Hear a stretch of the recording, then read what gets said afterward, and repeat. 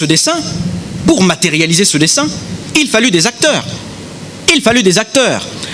Un acteur pour le livrer, un acteur pour le renier, et d'autres pour fuir. Et tous ces acteurs, ce sera à Jésus de les choisir. Judas, mon client, a été attiré par les bonnes paroles professées par Jésus. Qui plus est, rassuré de l'honnêteté de Judas en matière d'argent, les apôtres feront de lui leur trésorier.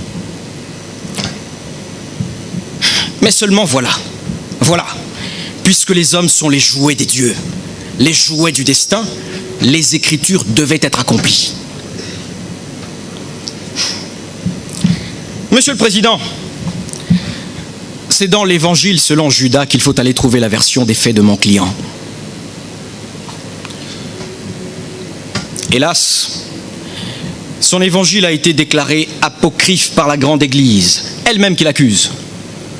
Or, dans cet évangile,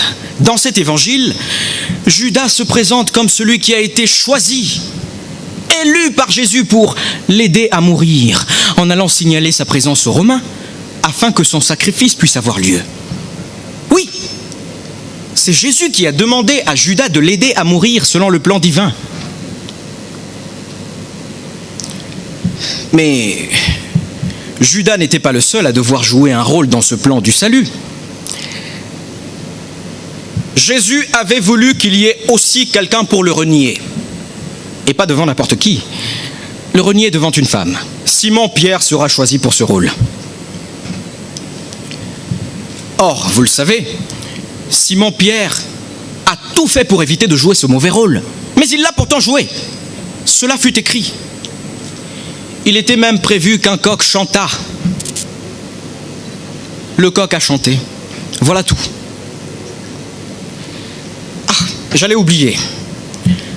Quant aux autres disciples qui n'avaient pas de rôle particulier à jouer, les Écritures avaient prévu qu'ils allaient simplement prendre la poudre des scampettes et abandonner Jésus. Et c'est ce qui se passa. Alors quoi? Alors quoi? De quoi parle-t-on? De quoi Judas est-il donc coupable? Et quoi? Imaginez un seul instant que Jésus ait dit: quelqu'un d'entre vous me livrera. Et on attend. On attend. Personne pour le livrer. Imaginez que Jésus ait dit: Pierre, avant que le coq ne chante, tu m'auras renié 3 fois. Et on attend. On attend. Rien. Pierre assume tout et ne renie rien. Imaginez que Jésus ait dit: tous seront dispersés. Et on attend. On attend. Ah, oui, Jésus, notre maître, aurait été discrédité. Notre Sauveur serait passé pour un grand menteur si les choses s'étaient déroulées de manière tout à fait différente du plan divin. C'est cela la vérité. Voilà.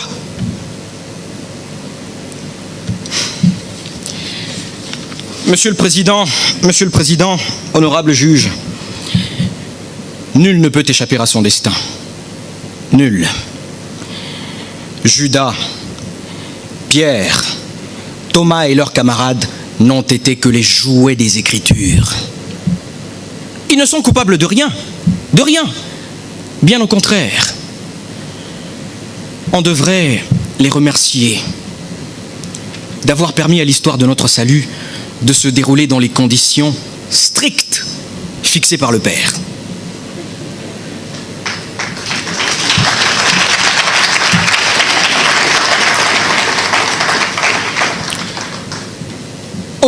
Aussi, ayant compris cela, Victor Hugo dit un jour: « Je sauverais Judas si j'étais Jésus-Christ. » Et tout récemment, un grand juge m'a dit: « J'acquitterais Judas si je devais juger son cas. » Monsieur le Président, si cela vous intéresse d'être un grand juge, je viens de vous dire ce qu'aurait fait un grand juge. a quitté Juda. Merci.